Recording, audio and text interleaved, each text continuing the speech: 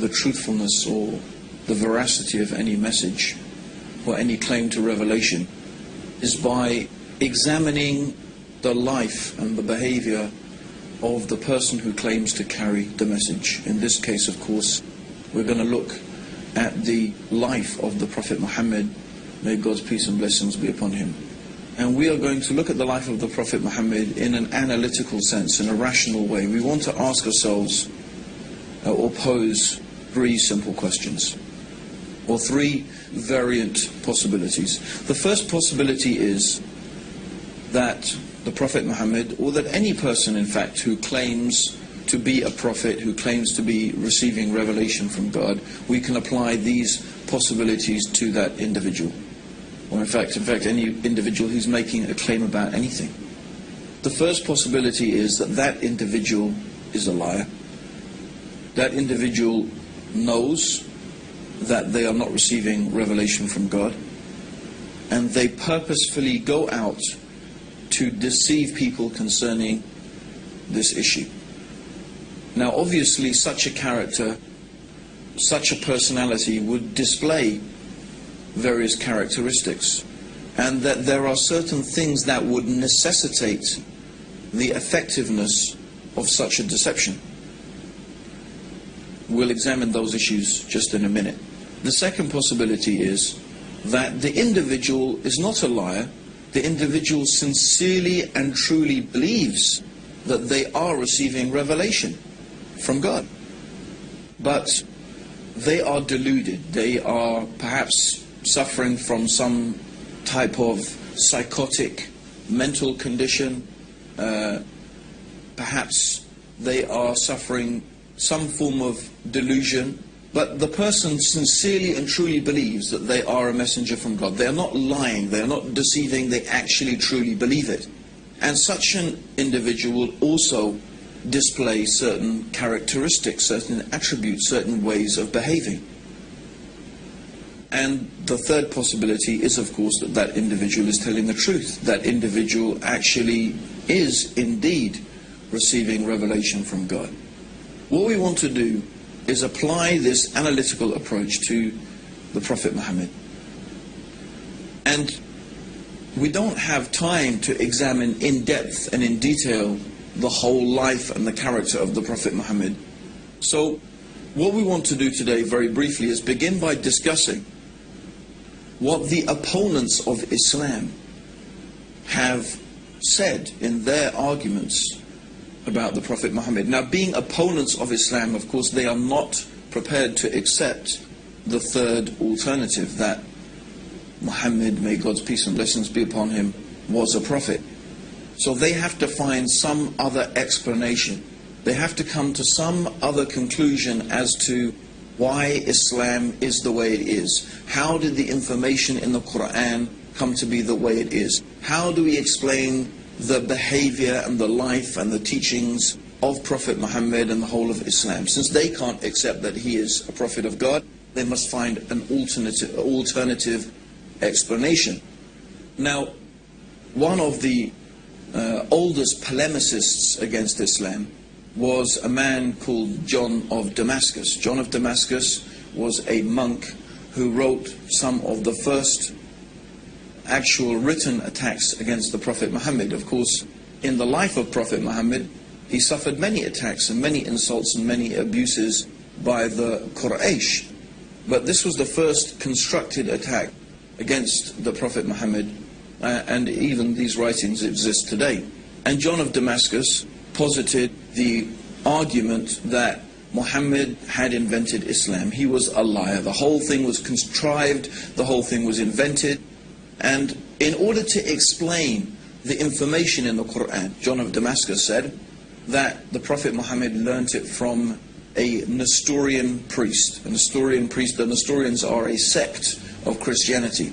And he claimed that all of this information was learnt from a Nestorian priest, and others have proposed the same type of idea, that he had someone from whom he was gathering all of this information, maybe some priest, maybe some rabbis, but anyway, this information must have come from some human source, someone who was well versed, someone who was knowledgeable in religious affairs, in legal affairs, and so on and so forth, who is feeding Muhammad this information. And that Muhammad invented this whole religion for his own personal gain.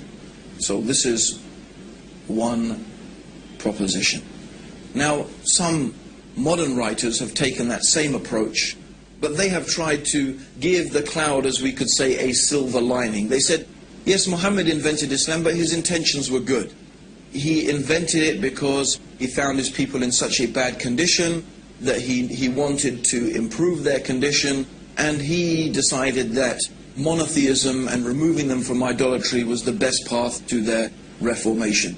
But it still leaves the question, from where did Muhammad get this information from that we find contained in the Quran and in the teachings of the Prophet Muhammad? It still leaves us with the position that he must have lied, he must have invented it, he must have got that information from somewhere. So this is one particular group of writers have gone down this line. And they obviously will not accept that the Prophet Muhammad is a messenger from God. The other group has taken a different approach. They examined the life of Prophet Muhammad, and they said that, well, everything we can see about this man, from his character, from his personality, from the way that he behaved, from his personal characteristics that he displayed to his wives, to his companions, and so on and so forth, shows that this man genuinely believed that he was a messenger of God, because he did not behave in the manner and with the characteristics of a liar. In fact, as we have previously mentioned, he was known amongst his people for his truthfulness, his trustworthiness, and his honesty. One of the nicknames that the pagan Arabs had given to Prophet Muhammad before he claimed prophethood was Al-Amin. And Al-Amin means in Arabic the truthful and the trustworthy. He was well known amongst them for his honesty, his truthfulness in his dealings, and his sincerity. And these characteristics the Prophet Muhammad continued to display throughout all of his life. And so they said, well, the Prophet Muhammad manifested this apparent and obvious sincerity and truthfulness. We don't find duplicity in his character. We don't find deceitfulness in his character. So they said, no, we cannot accept that the Prophet Muhammad was a liar. Therefore, we believe that he was deluded. He was suffering from some psychotic condition, some form of epilepsy, some neurosis that made him believe that he was a prophet, but he was a very sincere individual, although concerning the issue of being a prophet of God, of course, we don't accept that. This is what they claim. Therefore, they explain the life of Prophet Muhammad, and they explain him by saying that he was suffering some type of delusion. Now, what is interesting is when we bring both of these two ways of describing or explanation for the life of Prophet Muhammad together, when we bring them together, we are left with a problem. And the problem is this, is these two different ways of examining the life of Prophet Muhammad actually contradict each other. The first one says that we need to explain the information in the Quran. We need to explain its deep knowledge of theology, of philosophy, of law, of religion, of history, of science, and all of these things are manifest and clear in the Quran. Where did this knowledge and information come from? These people say, well, the Prophet Muhammad must have learnt it from someone. But the other is that the Prophet Muhammad was honest and truthful and trustworthy. So on one hand, we need, or the people who are trying to attack the Prophet Muhammad and say that he's not a prophet, they need on one hand to say he was a liar, and they need to say that to explain the information in the Quran. On the other hand, they need to say that he was deluded, because that's the only way that they can explain his truthfulness and his sincerity. But of course, somebody can't be a liar and be deluded both at the same time. You can't be a liar and be deluded both at the same time. You can only have one or the other. but they need both in order to completely and properly explain the life of Prophet Muhammad. Let's further explain that. If you are deluded and you think that you are a messenger of God, when someone asks you a question, or when you are confronted with a problem, you don't think, oh, let me run off and ask my source of information, my rabbi or my priest who's teaching me things, because you don't need to, because you think God is going to reveal that to you.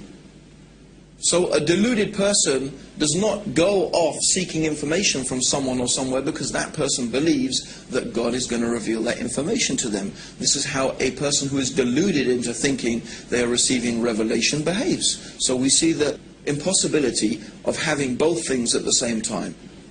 Of course, a simple way to reconcile these conflicting opinions is that the information in the Quran concerning theology and philosophy and history and science and so on and so forth is there because this knowledge has come from God. And the sincerity and the truthfulness of the Prophet Muhammad is there because he was exactly what he claimed to be, a messenger of God. And in fact, this is the sincere and honest way to reconcile these two things, to come to the rational conclusion that the Prophet Muhammad must be what he claimed to be, a messenger of God. Now, I just want to use 3 incidents from the life of the Prophet Muhammad. There are so many that we could use and so many things that we could illustrate our examples with from the life of Prophet Muhammad. In fact, I do encourage everybody to get hold of a good, authentic life history of the Prophet Muhammad, written by a Muslim, and read it for yourself. And I am sure that if you are sincere and you are honest to yourself, that you will be convinced that this man is a messenger of God. But I want to take only a few examples. The first example I want to take is in the early days of Islam, when the Prophet Muhammad had begun preaching his message, and the pagan Arabs, the leaders of pagan Arabian society, began to realize that the message of Islam was not going to go away. In fact, more and more people were becoming Muslim. And many of them were slaves and women, the most downtrodden and exploited people in society. And they began to see that Islam had the potential to upset their whole social structure and their status quo and their control over society. So they came with a proposition to the Prophet Muhammad. This is the leaders of the pagan Arabs. They said, look, if you want to be our king, if what you desire by calling people to this religion is to be our king, we will make you our king. If what you desire is money, then we will make you the richest man amongst us. If you desire women, name whatever women that you wish, and we will take the most beautiful women of Quraysh and marry them to you. And if you are suffering from some illness or from some disease that you say this spirit comes and talks to you, we will spend any amount of money and do whatever we can until you are cured from this illness. So if we really think about this offer that was made by the pagan Arabs to Prophet Muhammad, every possible worldly motivation is there. Do you want to be the king? In other words, if the Prophet Muhammad is seeking to be a ruler and to be king, they'll say, we'll make you our king. You want to be rich? If that's your motivation, we'll give you money. You want women? We'll give you whatever women you like. You have some problem, you have some disease, we will spend whatever it takes until it is cured. What is there? What worldly offer is not contained in this offer? It's all there. If the Prophet Muhammad was motivated by any worldly needs or by any worldly desire, he could have accepted their offer and it would have been satisfied. So what was his reply? His reply to his uncle is famous. In one of the books of Seerah it is mentioned that, "Oh my uncle, if you give me the sun in one hand and the moon in the other, I will never leave off calling to this message." Or in another time he said to his uncle, that I cannot abandon calling to this religion and to this message any more than you could take a torch and light it from the sun. So clearly, the Prophet Muhammad was not motivated by worldly desires. And we have to again pose the question, is this the manner of a liar? Is this the manner of a deluded person? Then another amazing incident that we want to narrate is when the Prophet Muhammad first publicly called people to Islam. A truly remarkable thing happened. He stood on the top of a mount, of a particular hill in Mecca called Mount Safa. And traditionally, this was a place where if Mecca was being attacked, someone would go and stand on the top of this hill and shout a warning to the people that the city was being attacked. So the Prophet Muhammad went to the top of this mountain and started shouting and calling the people. So the people came, and all of the tribes, everybody came, and if the leader of the tribe did not come, they sent a representative. And so when the people were gathered in front of him, the Prophet Muhammad started calling the various tribes of Mecca by name. Oh, tribe of such and such, oh, tribe of this and that, calling the different tribes. And then he said, I have come to warn you of a terrible punishment from your Lord. I have come to warn you of a terrible punishment from your Lord. When one of the uncles of Prophet Muhammad heard this, his name was Abu Lahab, he started insulting the Prophet. He started cursing the Prophet Muhammad. May your face be rubbed in the dust. Is this what you wasted our time for, Muhammad? For this? You wasted our time for this? We could have been earning money in the marketplace and you wasted our time for this? And this is when some verses of the Quran were revealed. These verses of the Quran are very well there. It's one of the short chapters at the end of the Quran. Tabat yada abi lahabin wa tab. But very briefly, that's not the whole chapter, but what the meaning of this chapter is that this small verse of the Quran is saying that you, Abu Lahab, and your wife, you are going to be in the hellfire because of your persistent disbelief.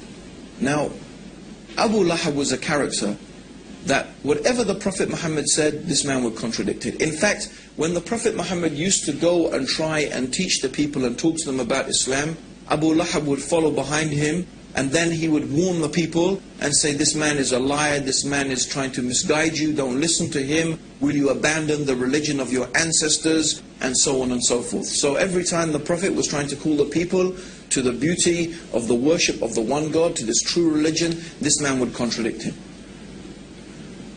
When all this man, Abu Lahab, ever needed to do to almost demolish Islam was to testify that there is only one God, Allah, and that Muhammad was the messenger. And then he could say, well, I am a Muslim now, but what are you going to do with this verse of Quran that says that I'm going to be in the hellfire and that I will die a disbeliever? But for 10 years, these verses of the Quran and this Abu Lahab existed side by side. But he could never take this testimony of faith. Would a liar behave like that? Would someone who is inventing something begin with such a dangerous challenge? People who are lying and people who are deceivers, they're usually very careful and manipulative in the way in which they deal with things. But these verses of the Quran show the complete honesty and the complete sincerity and the forthrightness of this message of Islam. Believe in Allah and His Messenger, or you will face a terrible punishment from Allah. And when this man Abu Lahab protests and he starts insulting, then these verses come from God to the Prophet Muhammad. You are going to suffer eternally for your disbelief. This is not a very, if you were a conniving person, lying and deceiving, I don't think this is the way that you would think of starting your message, because then the man would say, but actually I was really thinking about becoming Muslim and I wanted to embrace Islam. And you would look really a fool. So we see that, and this is what we mean, is that when you're looking at the life and the teachings of the Prophet Muhammad, you do not find the characteristics of a deceiver and of a liar. Yet when we go and we examine the Quran, we find all this knowledge, all this information, that even some of these things scientists have only begun to discover today. It's truly remarkable. Now there's one final incident I want to mention that is really, again, a very strong and very clear illustration that the Prophet Muhammad must have been a messenger from God. And this is some later time in Medina. The Prophet Muhammad had a son. The son, his name was Ibrahim, and the Prophet Muhammad, of course, may God's peace and blessings be upon him, you know, he longed for a son, and he had this beautiful son. His name was Ibrahim. But when Ibrahim was 6 months old, just 6 months old, this baby died actually in the arms of the Prophet Muhammad. Now, on the very same day which the son, the child of the Prophet Muhammad had died, there was an eclipse of the sun. So imagine that. The Prophet Muhammad's son dies, and the very same day there is an eclipse of the sun. And I'm sure there's many people, even right now, who would say, that's it for me. If there was an eclipse of the sun on the same day that his son died, he must be a prophet of God. You would think of it that it's a type of proof. And in fact, in those days, when people were very superstitious, they started running out of the buildings. They had heard that the Prophet Muhammad's son had died, and now they were seeing an eclipse of the sun, and they started coming out of their houses saying, look, even the sun darkens for the death of the child of Prophet Muhammad. So this is what the people were saying. Now imagine, if you had been spending so many years lying to people, trying to fool them about this thing, you would say, you see, I told you, the thing I've been telling you all along, you see, this is a proof from God. And if you were deluded, you would be thinking, yes, this is a sign from God to show that I'm a messenger. But what did Prophet Muhammad do? He called the people and he said to them, and when he called them, he assembled them in front of them, he said, this is just the sun and the moon. And they are from the natural ayat of God, the natural processes that God has made. And the sun and moon does not eclipse or rise or set for the death or the birth of any man. So when you see this, pray to your Lord. Is this the words of a deluded person? Are these the words of a liar? No. These are the words of a man who was exactly and truly what he claimed to be, the last and final messenger of God, who has brought the guidance for the peace and the benefits of all humanity until the day of judgment. And this is what we invite you to, based upon your reason and your understanding, that you can think and examine and look, read the Quran, study the life of the Prophet Muhammad, be sincere and be honest, and we feel sure that you will be convinced that there is indeed nothing worthy of worship except the one God, the Creator, Allah, and that Muhammad, may Allah's peace and blessings be upon him, is the last and final messenger from Allah. May God's peace and blessings be upon you all, and may God guide all of us closer to the truth. Assalamu alaikum wa rahmatullahi wa barakatuh.